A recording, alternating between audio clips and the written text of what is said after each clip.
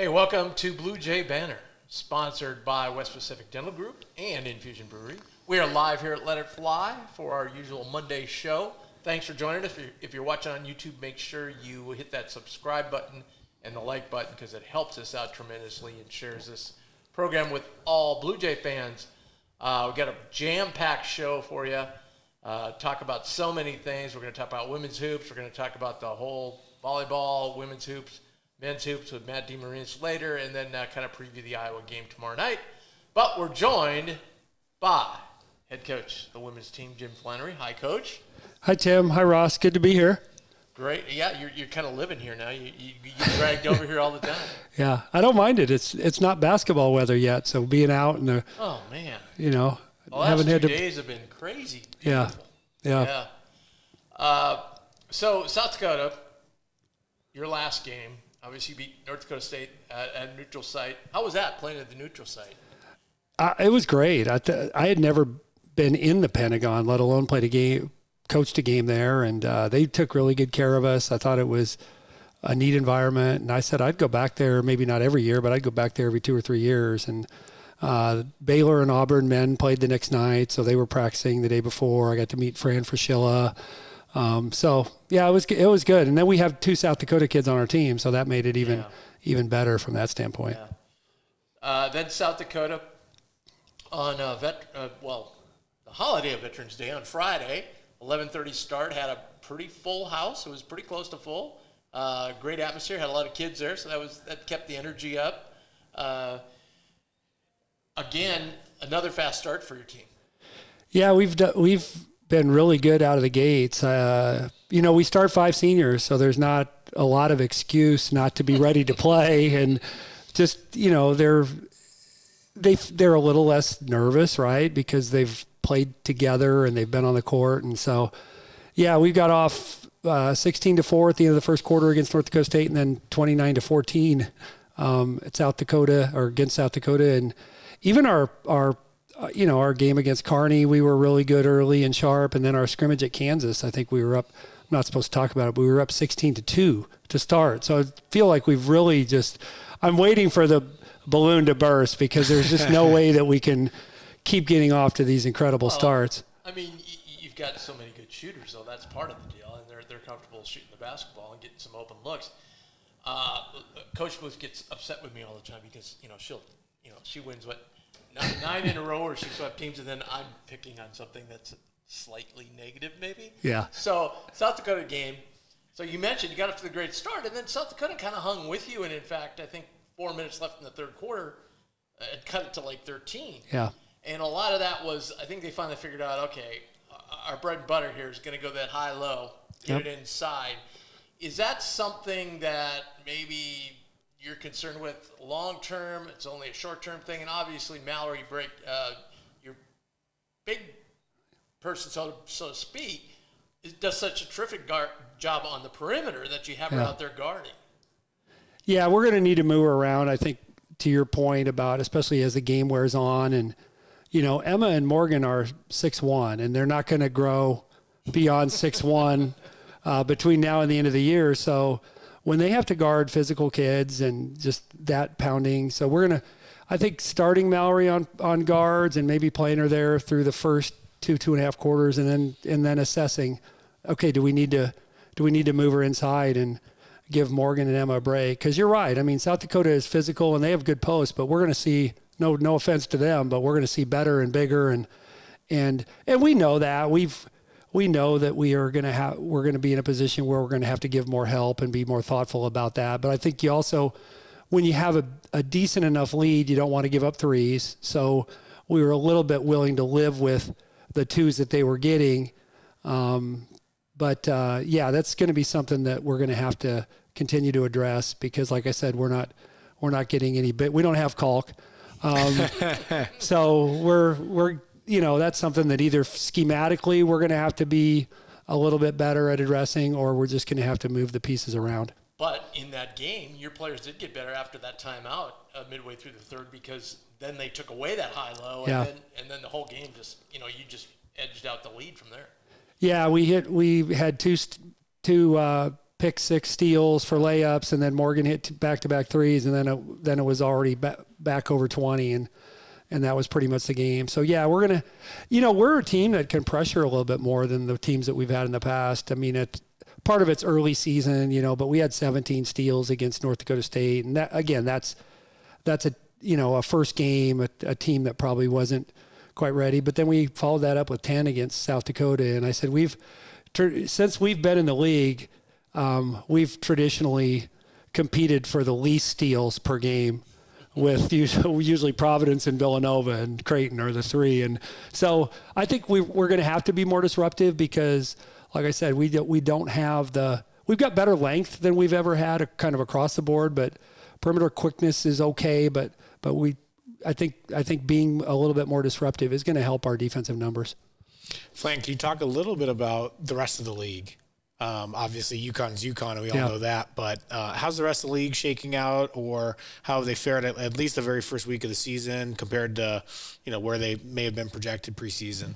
Sure. Well, it is really early, and we actually had a bad day yesterday. UConn lost to North Carolina State, which is, to me, it's somewhat shocking. I really thought that UConn was a Final Four team, and not that they're not, but you still think that if they lost to LSU or South Carolina or somebody in the top 5, you wouldn't necessarily. It's a little more understandable. Yeah. But Marquette's a good team. They have a top 25 win over Illinois on the weekend, and Villanova's a really good team. I mean, they lost a close game at Oregon State the other night after they went from Villanova they played Portland and Oregon State this weekend, which is a long road trip. But I think they're an NCAA tournament team. And then you've got teams like Seton Hall, DePaul, and St. John's that I think are going to be kind of middle of the pack. And if they can win some of the 50-50 games in the non-con, they'll put themselves in a position. And if they don't, they'll the tough thing about having UConn is it's really hard to win the conference tournament if you haven't. Sure. If your resume isn't good enough at the end of the year. Yep. Before UConn came in the league, you're like, well, we can win the conference tournament. But now there's that. Well, do you think it's deeper though?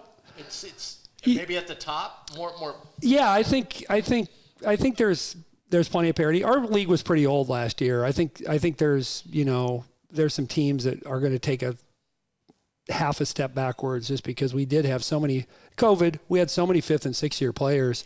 And we just don't have quite as many this year. But hopefully the bottom comes up. I think Xavier's going to really struggle. But other than that, I feel like Georgetown, Providence, and Butler, the 3 teams that finished ahead of Xavier, I think those 3 can all be better. And that helps the league.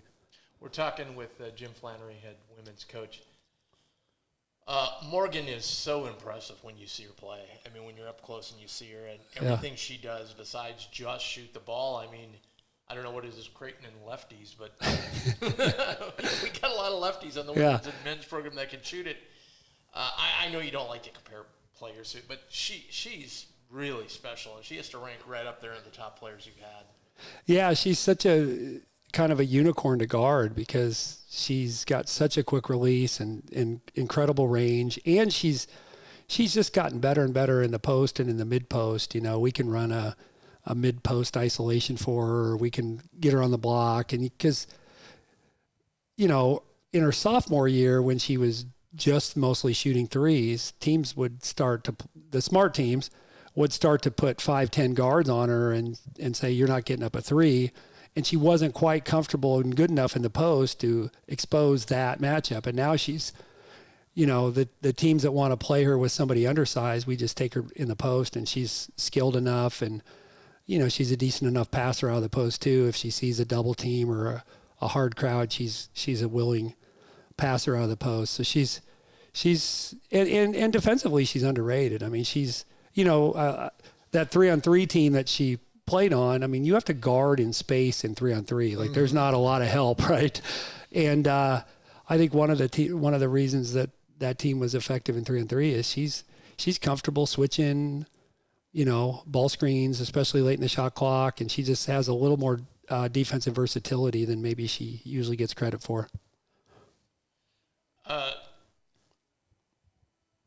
Green Bay, we talked about the other day. Pretty good program, pretty good team coming in here on Thursday. Yeah, they must not have anything else to do in Green Bay besides go to the gym. They have a really good history on the women's side. Kevin Borseth he actually was there, left to go to Michigan, and on his own went back to Green Bay from Michigan, which is kind of crazy. In the same year or after a number of years? No, he was at Michigan 5 years, took him to the NCAA tournament in that 5th year. And it's an interesting story because it's the traditional grass isn't always greener. Sure. So he said, he left Green Bay, went to Michigan. He said, I'm making more money than I knew what to do with. But he said the pressure and the big time-ness of the program just kind of overwhelmed him to the point where one day he said, I walked in the kitchen and my teenage daughter said, Dad, are you ever going to be happy again?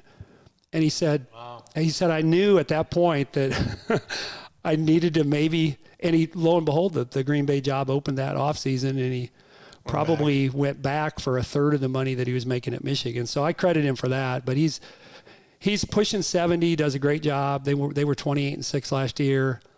So they're just a tough-minded team. They don't have anybody that you're like, wow, but they play well together. They're deep.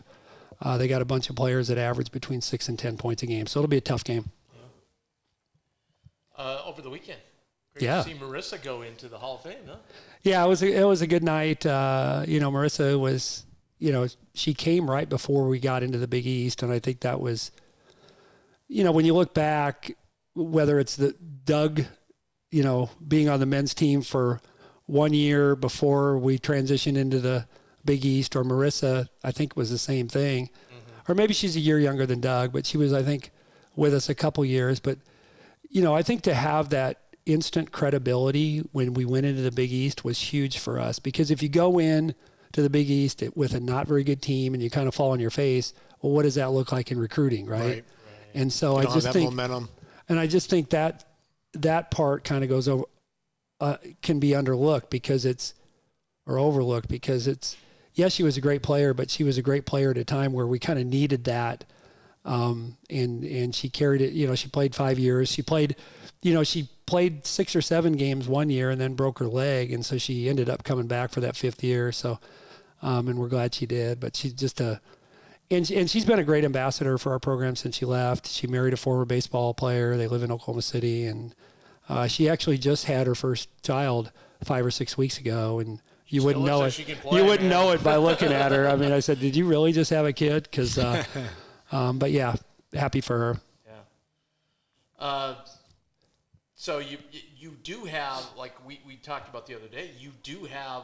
It's nice around here to have a lot of really good, quote unquote, mid-major teams that you can play and not travel very far. And yeah, it's great and it's not great because you like we play South Dakota State, Drake, Northern Iowa. Northern Iowa was picked to win the Missouri Valley. Drake almost beat Louisville in a first-round NCAA tournament game last year. They just beat Iowa State by 12 yesterday, so they're very good. So it's great because I feel like those teams have a hard time getting games, right? Nobody wants to play South Dakota State, who goes nobody wants to go to Brookings and play a team that goes to the NCAA tournament every year. Nobody wants to go to Des Moines and play a team that goes to the NCAA tournament 2 out of every 3 years. So it's great for us to have those opportunities to play them. It's just a lot of stress. How long do you think you'll coach? With NIL? Changes things a little bit. I mean, that's, I'm joking, but there's, the older you get, the harder it is to kind of see. And I still love what I do. If I didn't, I wouldn't do it. But I'm not going to die on the sidelines either. I'm not going to be Joe Paterno or Bobby Bowden or even Doug Bruno, the women's coach at DePaul, is 72. And wow. I think he's going to turn 73 here. And it's like, God, Doug. I just can't imagine doing it, that long. I said, if you're Gino and you can basically just roll the ball out and be in the top 5 every year, maybe you do that. But the rest of us are not in that position. I would think your staff, though, so many ex-players on your staff, that's got to keep you young. Absolutely. That's a great point, is that we laugh every day and we have fun. And, because you have to. It's a stressful. I don't have the stress that Matt Rule does or Coach Mack has, but it's still stressful. And if you don't go to work and enjoy being around the people and then getting to work with young people, I'm blessed. I mean, I tell people all the time it's better than a real job. It's a job, but it's most days it doesn't feel like a real job. Well, I'll just tell a little secret out of school. Every time your assistants see me, they tell me how good your team is going to be this year. So. Okay, I like that. Hey, Flan, thanks for joining us. Really appreciate it. Yeah, thank you, Tim. Thanks, Ross. Thanks, Appreciate Flan. you guys. You bet. And one of our great sponsors here is Infusion Brewery. They have 2 locations in Omaha, in Benson, and down southwest down in Papillion. And boy, what a great lineup! Ross and I, we both tasted their beers before. The Tap Room Brewing House in Southwest, and also in Benson. They've got some great vanilla bean beers they put out, and we've got some seasonal. The Christmas cookie vanilla bean ale, the s'mores, the pumpkin, a lot of seasonal beers. So make sure you go and check them out. Obviously, when you're looking at the setup here, you can see we always have the Let It Fly beers right out front, and they're the brewers of the Let It Fly beer. That when you walk into Let It Fly, you'll see a big bucket of beers right at the edge of the bar when you walk in. So make sure and try that. It's a great IPA. So check it out. It's Infusion Brewery, 2 great locations in Omaha, and we were thankful they're a sponsor and a big part of Let It Fly here in Omaha. All right, great to have Flan, and great to have Mr. Matt Demarinis of White and Blue Review. Getting over here from practice, geez, I appreciate it. He had to drag you out of there. I hate leaving practice, man. Yeah. So can you give away all the game secrets for tomorrow night? Well, they watch a lot of film, so I just saw them stretch. So they look loose and limber. It was a one of those long max film sessions. Yeah. Iowa does a lot of stuff, and they have a lot of possessions, so there's a lot to watch from them. They do. They play awful fast. Yep. That's usually when I go, all right, I can only be here for an hour, and then they have a 45-minute film session. You're like, okay, well, what did they do? They watch film. Yep. Before we get to basketball, though, let's wrap up. So volleyball, big weekend coming up. Yeah, last weekend of the regular season. So right now the Jays are in first place, tied with Marquette. Marquette has, I think, St. John's either first or second this weekend, but they're at home. So both teams are at home. They got, they're probably going to be favored to win all their matches. So at the moment, it's looking like another split for, I think, a 3rd year in a row. Yeah. But who has a tiebreaker? Creighton has tiebreakers. There we go. It's a good thing. Yeah, because they swept St. John's, and Marquette will at best split. Yep. And then Xavier has a chance to tie St. John's, but St. John's swept them. So Xavier will be, or St. John's will be the 3 seed. So Creighton has the. So we could get outright if they lose to St. John's this weekend. Yes, if Creighton wins out and Marquette loses 1, Creighton will be outright champs. Yeah, but it's the tournament's in Milwaukee, so seeding really only matters for who you're playing. Not really. There's not really an advantage there for being 1 or 2. Yeah. We have this little thing called shoot your shot, and you took one of your big 3-pointers was. I did this already? Yeah. Okay. Yeah. It was back about 2-3 months ago. I don't remember. Last summer, you said, what was my shot? Said the volleyball team would go to the Final Four. Okay, I'm feeling really good about that then. Oh, yeah, really? Yeah. I mean they're 30-1 in the last 31 sets, looking pretty good when Norris is in the lineup. Good. They've won 11 straight and swept 10 of them. So that is crazy. Their offense I think right now has a chance to finish with the best attack percentage in program history. So you look at just the way they're playing offensively. Obviously, Nora and Ava are 6 rotation studs. They don't come off the floor. Neither does Kendra, Waite. But, Kiana Schmidt is, wrapping up another great career. And then Kiara Reinhardt and Ellie Bickelmeyer have been really good these last 4 weeks. And then you don't even talk about Destiny Adam-Simpson, who was playing really well when Nora Sis was out as a freshman.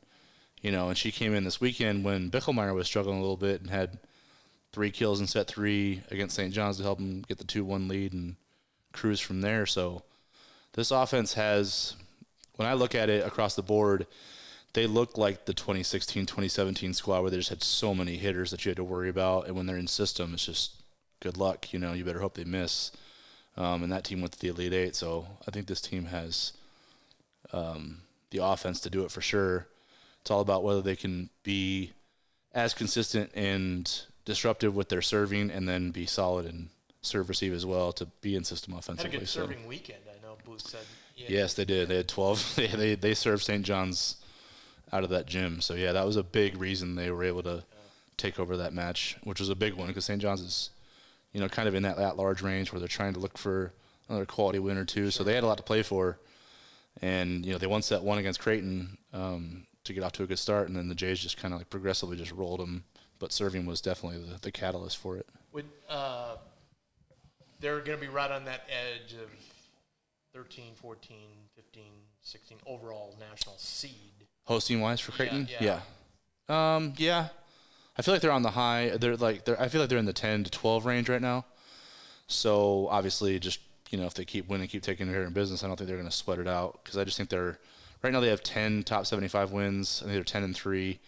Then you factor in that they're 15-1 this year. I think 15-1 or 16-1 with Norris in the lineup. So, the only loss is a 5-setter to Duke with her in the lineup, and they outscored Duke on the aggregate. So it was a really tight match there. And I think their losses are to obviously Nebraska without her, the first match, and then lost to Marquette on the road, and then Xavier in 5. So their resume is really good. They, the strength of schedule is I think top 35, top 40.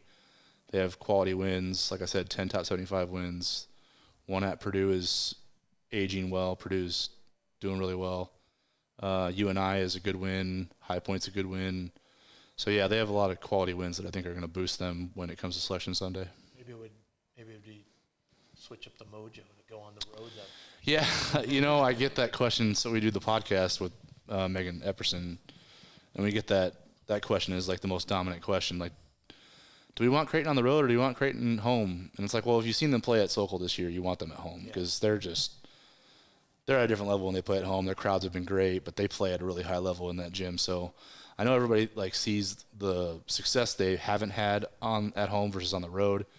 But the last 2 years, they had just catastrophic injuries from a personnel standpoint and a timing standpoint that you're not overcoming in any venue. Mm-hmm. So, I think they had an ability to – certainly 2 years ago, they had a really, really good team. They led the country in opponent hitting percentage. I think they had a chance to – when you looked at their path, they had a Final Four path that year too. And so I think they want to be at home this year because they play really well in that gym. We're talking with Matt Demarinis of White and Blue Review. You trip on that, huh? I know. All these never years. Tripped on it ever. Well, I'm getting old. That's okay. So am I. And I'm tired, and I can't wait to see how tired I'll be tomorrow night when the game tips off. Good old 9 p.m. tip with two Midwest teams, huh? It's going to be like probably 9:10ish, 9:15ish. They're telling me. Yep.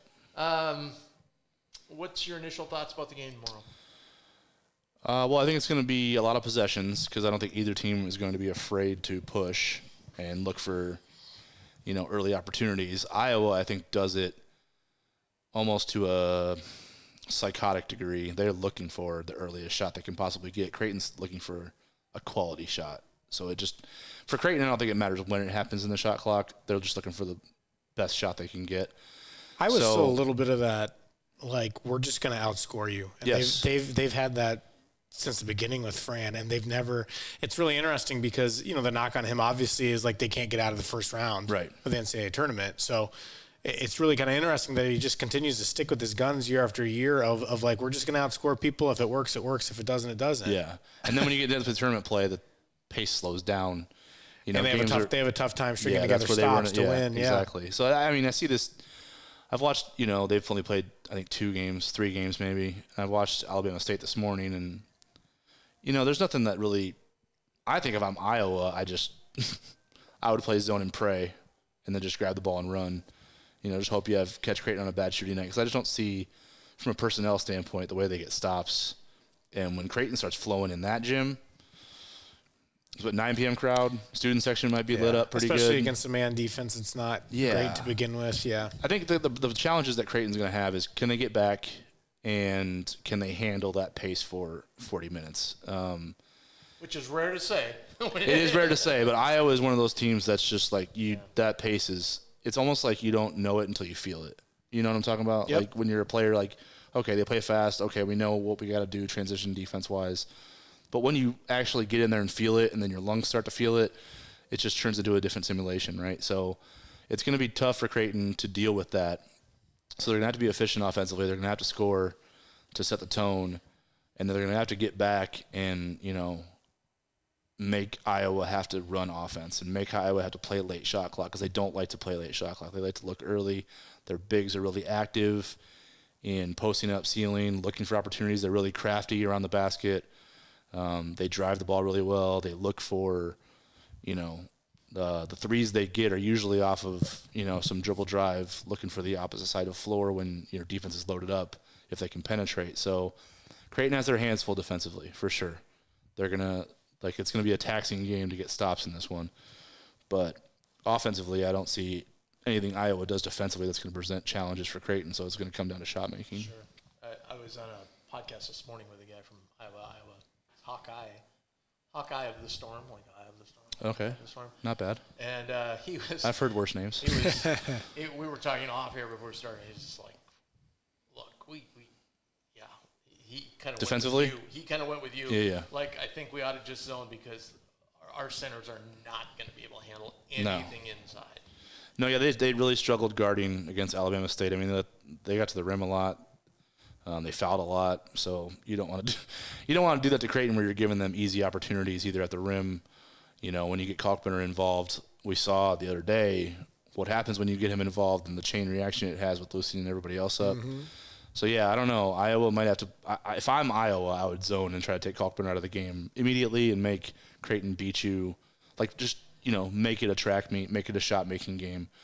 I don't think they're going to do that because they don't traditionally go zone unless they have a problem in-game with that. So Kalkbrenner will probably have to establish himself early, get some easy buckets, and then it'll make kind of Iowa have to think about what they're going to do to slow him down. But, yeah, I think Creighton's going to score a lot of points tomorrow.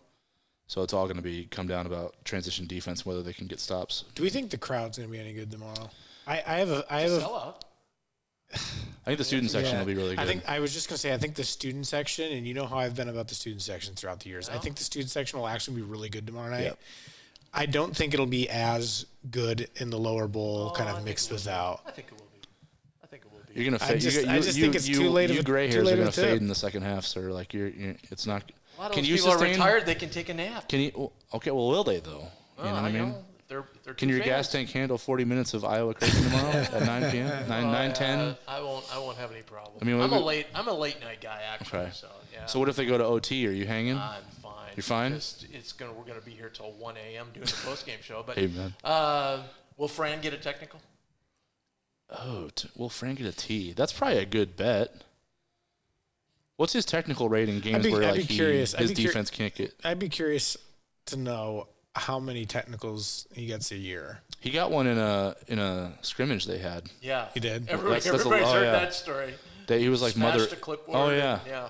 That one's legendary. Yeah, because you don't see coaches get that crazy during scrimmages. He just happened to be with one of the best referees in the country. For sure. Too. Yeah, he was mother effing his guys to start the Alabama State game. So yeah, he's probably he doesn't take long to get wound up. He doesn't have an off switch. No, he's just ready. He's ready to freak out. Like that's how he shows up. And you get him outside of that. I guess he's just like the other day at the Iowa game. He's up at the children's wing of the hospital, and he's just waving, so calm, and just get him on a basketball court, and who knows what's going to happen. Who do you think the key is for Creighton tomorrow?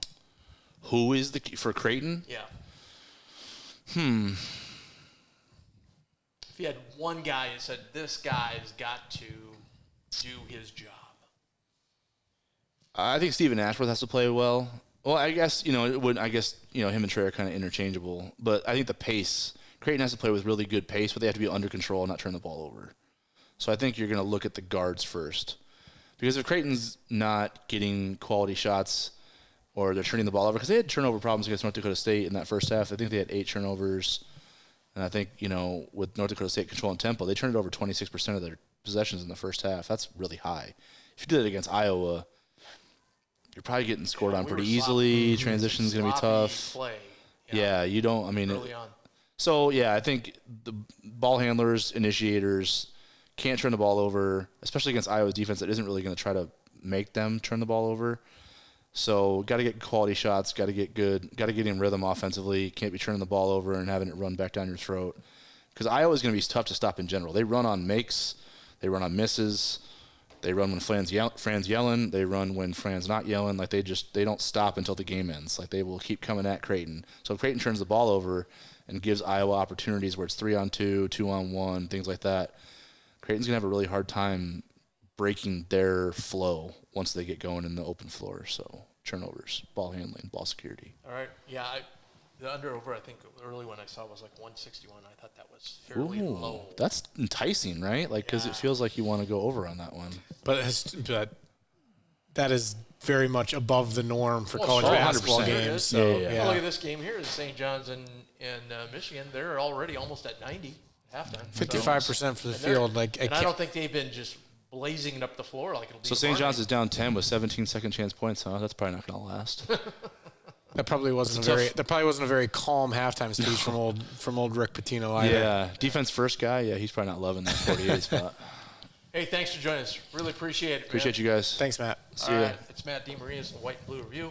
It's time to talk about our sponsor, West Pacific Dental Group. Dr. Robert Hogan and his wonderful staff at West Pacific Dental Group are committed to providing you and your loved ones with exceptional care and compassion-friendly manner. Located in Omaha, West Pacific Dental Group is known to be one of the best dental care offices in the area. They believe their patients deserve the best care and make an effort to make sure that you always feel welcome, and they're always really concerned about your treatment and getting your input on the treatment and so forth. So I would give them a call today, 402-697-0765. They're my dentist. Dr. Hogan and his staff treat you so well.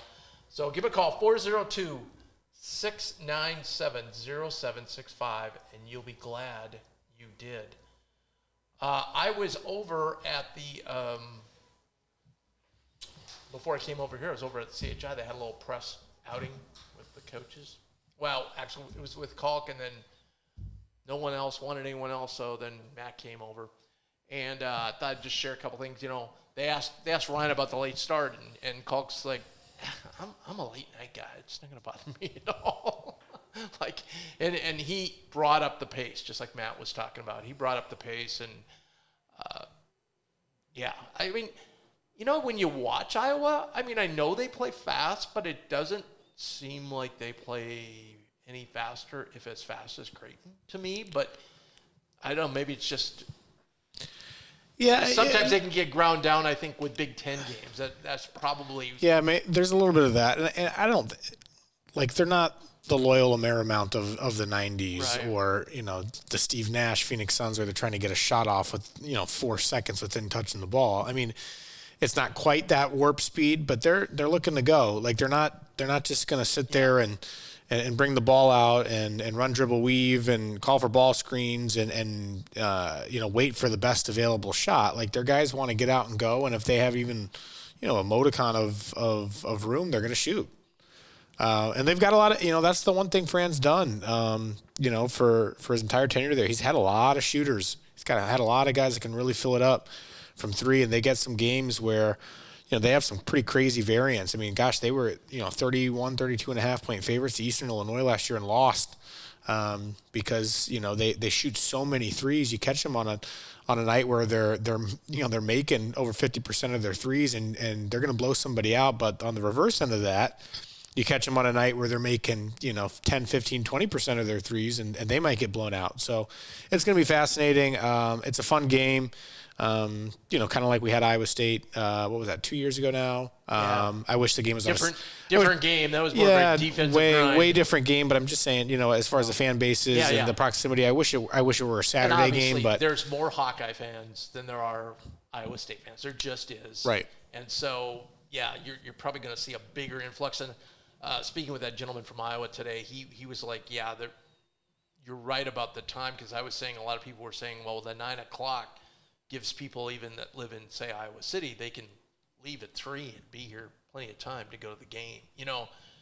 So they think that there's going to be a fair amount. Not to mention, there's a ton of fans right here in the metro. I'd tell you what. I mean, you go over to Council Bluffs, you see a lot of Iowa flags and gear if you're going to the grocery store or something like that. So who knows? It'll be interesting to see how many Iowa fans are in fact there. I think to your point, it'll be interesting to see what Creighton does on defense, how they're going to attack them. If they're just going to try and push them out and say, hey, if a guy gets by, we get Kalk back there, That tends to work pretty well. I will say, and Matt talked about it too, it's going to be interesting with Kalk, his conditioning, playing that type of style. Yep. Obviously Kalk's an unbelievable defensive player. He's had an unbelievable career, especially on that end. But there's been a lot of games where we've looked at there and we said, well, gosh, boy, that there wasn't a whistle there for 3-4 minutes, and Kalk, looked a little bit winded going up and down the court like that at that frenetic pace. So that's something I think to watch maybe a little bit with him. Yeah. Matt was teasing me about taking a nap, but that's one thing Coach Mack brought up. He goes, hey, everybody needs to take a nap tomorrow because I'm going to take a nap tomorrow. He also gave an update. Grace, Jason Green, he's going to go to the doctor later this week, and they'll see. So far, progressing nicely. Is it just like a wrist sprain? Is that what it is? No, he had surgery on the wrist. Okay. Yeah. So he had the stitches are out, so he's progressing nicely. And yeah, Max said, the Iowa. What he's always been impressed with Iowa. They're the one team that he's noticed that takes the ball out of the net and goes as quickly as his team does, or quicker. So that when that comes, a compliment like that comes from Mac, that really should stick with somebody. Some very interesting things. Trey Alexander had something happen the last game that I did not know that was one of the rarities in Creighton basketball. He had 20 points.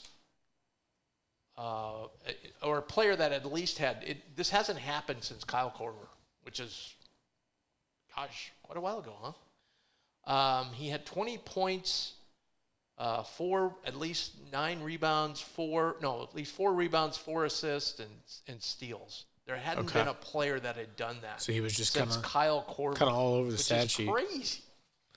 Crazy. And the other thing that's very interesting as we head into this game –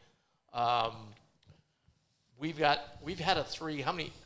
987 games in a row. We've had a 3. So we're only 13 away from 1,000, which would be one hell of a feat, right? That would be, but at the same time, I also think of that, and I'm like, what team is not hitting at least 1 3 in a game? You know what I mean? I know there's some outliers. I just saw a team the other night that had a long streak that did not have a 3. In Division I. Yeah. I can't remember the name of the team. Yeah. God, I can't even imagine that. Baylor needs a 3 tomorrow night, 50 in a row. 50 games in a row, he's hit a 3. Ashworth's on a streak of 20 Baylor's looked really good early, yes. And we'll be able to say with a little bit more confidence. Baylor's looked really good early after tomorrow's game against better competition, but that's something that we had heard from numerous sources throughout the summer was, Baylor looks good. He looks in shape. He's lost weight. He looks a little bit more cut. So he's impressed me the first 2 games. Right? He just looks really comfortable. Playing in the system. And Mac has mentioned that, because of the second year, but also everything that happened this summer, where they're able to go to the Bahamas and bond and so forth. Baylor is kind of the perfect guy and mold for somebody for Mac's system. Like, Mac just loves it. He's got a 6'6" guard that can just go snag rebounds like he can, and then he just lead the break ASAP. You know what I mean? Yeah. I mean, it's like, it's the perfect deal for a guy like Mac. Yeah. And then, I was talking with the guy from Hawkeye the Storm today, and he's like, he just chuckled. He goes, and of course McCaffrey will be guarding Baylor, and they're kind of like physically the same player, really. Right. A lot of it. Just back to that thing on Trey. So it was 20 points, 4 rebounds, 4 assists, 4 steals in one game. It's impressive. Hasn't happened during Greg's whole tenure here at Creighton, and the last time it happened was Kyle Korver, which, man, Kyle with 4 steals. Well, he's at the point of the press. Yeah, that's true. So he maybe got a lot of steals there. Yeah. 4 assists. I guess Kyle on Saturday night when he didn't feel like shooting, dishing the ball off. He's getting doubled, coming off screens, and he's finding guys rolling to the rim. Yeah, I can see us winning by 30, and I can see us in a just dogfight. Yeah, I'm with you. Do we have the line? I think we do. The gentleman from Iowa told me he saw a line of 20 points, and I thought, ooh, that's crazy. I don't know he's way off on that, but. But when you think Creighton's a top 10 team, Iowa's not ranked. And Creighton's at home. That's not a crazy point spread. You know what I mean? But it would be too high for me. But I'm just saying. For a program of the caliber of Iowa, generally speaking, that seems really high. Maybe a much lesser, high major. But I was surprised. I understand. Xavier's, doesn't seem to be Xavier of the past few years with Fremantle and Hunter out. But I was shocked to see them at 17, 18 and a half tonight at Purdue. So, it's weird. College basketball's weird. I mean, gosh, Villanova's up 1 with 40 seconds left in the first half against Penn right now. Penn's not bad though. Penn's not a bad program, but Florida International is down 2 at half to 12th ranked Miami. Nevada wins at Washington last night. Weber State wins at St. Mary's last night. I mean, you and I, Tim, have talked about this for a few years now, but it's especially with the transfer portal, it's changed the game. And gone, I think, are the days of just expecting because you're playing a much lesser opponent that you're going to win by 20, 25. It's those days are long gone, in my opinion. That doesn't mean that blowouts don't happen, but you got to be on your P's and Q's a little bit more. Yeah, no doubt. Yeah, I've watched, getting back to your Xavier point, I've watched them their first 2 games. I thought they were just going to be awful this year. They're not bad. He brought in a few kids from the portal that that can play a little bit. So it's going to be interesting to see if they can hang tough with Purdue and Edie tonight. How are they going to handle the inside? That's going to be the question, right? But they had a big the other day. I saw him. He was pretty effective. I thought he was. He's not. Who's going to handle Edie, right? But I think it was a transfer kid from maybe Western Kentucky. Yes. So let's let him go. Yeah, that kid was probably out the door. Yeah, long before Lutz even came in there. By the way, I want to mention our sponsors again: West Pacific Dental Group and Infusion Brewery makes the Let It Fly beer right there in front of you. When you walk into Let It Fly, there's always a big bucket right at the corner of the bar where you can grab one. So make sure and try it if you haven't. Tomorrow night, I'm sure this place will be absolutely packed. You were out of town, but Saturday was nuts down here because obviously the Huskers played 11. So this place was, I pulled up to my normal lot at like 10 to 11, and I said, what? Oh, and the right, guy goes, the Husker in game, the last 15 minutes, we've just filled up this whole lot. Well, God, it might be like that Friday night because Nebraska plays at Wisconsin at 6:30, and we play Texas Southern at 7:30. On Saturday. Yeah. Oh, it'd be very similar. Yeah. But it was a full house, and then it kind of emptied out, obviously, when the game tipped off. But hey, speaking of Lutz, this got me thinking. If you're a big Creighton fan and you followed very closely since the beginning of the MAC era, he's got quite a few assistants that are head coaches now. Patrick Sellers is the head coach at Central Connecticut State. Obviously, most people know about Darren DeVries at Drake and the success he's had. Alan Huss at High Point now, and then Steve Lutz, who's now the head coach at Western Kentucky. So, go ahead and follow those programs throughout the year. They're a lot of fun. A lot of fun to track those guys. I don't know if I mentioned this on the show earlier last week, but Huss got a vote for first place in their league. And so I texted him. I said, wow, already making an impact. And he's like, he goes, we lost our 3, 4, and 5. I have no idea who that person is and why they would have possibly voted for us. Western Kentucky got like 2 or 3 votes for first, and Lutz said, okay, so he's, he's a pretty confident guy. I want to mention one thing. I remember I was saying the game day experience, and there was something. I love the halftime thing. The Jays today with Connor Happer. I don't even know what this is. You haven't been to a game yet, right? Well, I went to the second half of the Wayne State exhibition. Oh, okay. Yeah. No. So at halftime, they do the regular Jays dancer thing, whatever. And then they break to Connor Happer, who's up at the end of the arena, and he does a whole little sports show, but just basically on Big East basketball. Just goes, here's the other teams playing tonight, and goes through. Then he shows highlights of the Jays game, the first half. Yep. And then, he'll maybe throw a Nebraska score in there or something, of local interest. But, yeah, he does a great job, and I just really like that.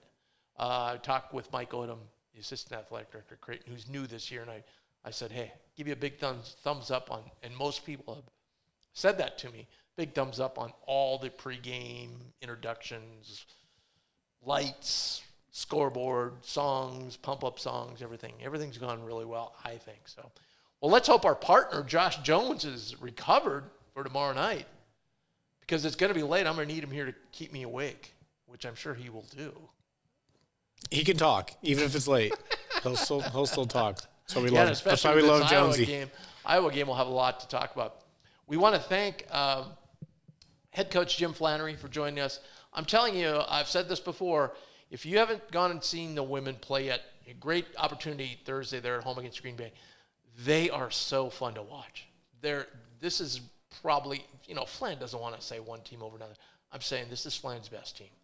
And they've got a lot of experience on this team. They fly up and down the floor just like the men's team. They shoot threes just like the men's team. I mean, it's just a really fun team to watch. Flan's kind of got things rolling there. Yeah. I mean, he goes obviously under the radar, because of the men's group overshadows, generally speaking. But he's won a lot of games with them for a number of years now, and they've really kind of got an identity and a really good culture in place, just similar to the men's program. And I'm with you. I think everybody should get over and at least see one game this year. Yeah, absolutely. And then great talking with Matt Demarinis, White and Blue Review, who's been following the Jays forever and goes to every practice of every sport and can rattle off the third string on the soccer team. He can do it all. So I want to thank Matt for joining us. Remember, right here at the Let It Fly Sports Bar tomorrow night, I know it'll be late, but hey, what else are you going to do? You're already up. Might as well come and have a nightcap. Right here at Let It Fly. Come on over. You'll see our post-game show up on one of the screens. Just ask to get one of the headsets, a headset experience, and put those on, and you'll be able to listen to us. Tomorrow night, I think we've got Derek Kellogg as a coach coming in. So we're still iffy on a player, if we can make a player come here that late. I don't know why. Kalk should do it. He said he's a night owl. They're young. I don't see why not. Yeah. But at any rate, we'll be doing a post game here for every single game. So, next Tuesday night, obviously tomorrow night, and then obviously Saturday night as well, when this place will be absolutely jam-packed after the game. I'll be around Saturday night. Awesome, for post game. Awesome. It'll be good in here because we'll have call. These two first Saturday or these two kind of second Saturdays in November are fantastic because you got college football and college basketball going at the same time. Yep. So you got a lot. You're gonna have a lot of eyes on televisions here. Yep. And you have a lot of TVs here to look at, over 80. So that's great. And then we won't have a Bluejay Banter regular Monday show next Monday, Thanksgiving week, as you know. We take holidays off up here at Bluejay Banter. But the following Monday we will, and we will kind of recap what's gone on over the holiday tournament in Kansas City, as well as look ahead to the big Oklahoma State game, which didn't surprise me that Abilene Christian beat them. You said you liked Abilene Christian. I think they were getting, what were they, 10-point dogs, and you liked them, and they ended up winning outright. They're a very good team, very good program. Wasn't surprised. And but they kind of, Oklahoma State, I think, struggled in their next game as well. So we'll see what happens. It's always, tough to go down there and play in Gallagher-Iba. It's midweek game, so it's probably not going to be crazy like we have at the CHI, but it's still a difficult place to play because I think it's so much different than the other places they go because it's not a big, huge arena. It's more like a JUCO gym or a big high school gym, So that throws people off, and some other guys like it. So, but we'll be doing that. Word two, that we will be doing a live show. As of right now, we're going to be doing the live show post-game down in Kansas City on the first night, the late afternoon game when Creighton plays. So we'll be doing the post-game live down there, so make sure you tune in for that. And then on Thursday, we won't have a post-game. It'll be the one game we won't do a post-game on because it's Thanksgiving and people are with their families and so on and so forth. So that's it. Thanks, Ross. Thanks to our producer, Zach Weaver. Thanks for joining us. Make sure on YouTube you hit that subscribe button and like button. It helps us out so much. We've been growing and growing and growing ever since we started this last year. And obviously with this fabulous set we have here at Let It Fly, it's just exploded. So thank you so much for that. And we'll see you right back here tomorrow night, right after the Jays game. So go Jays.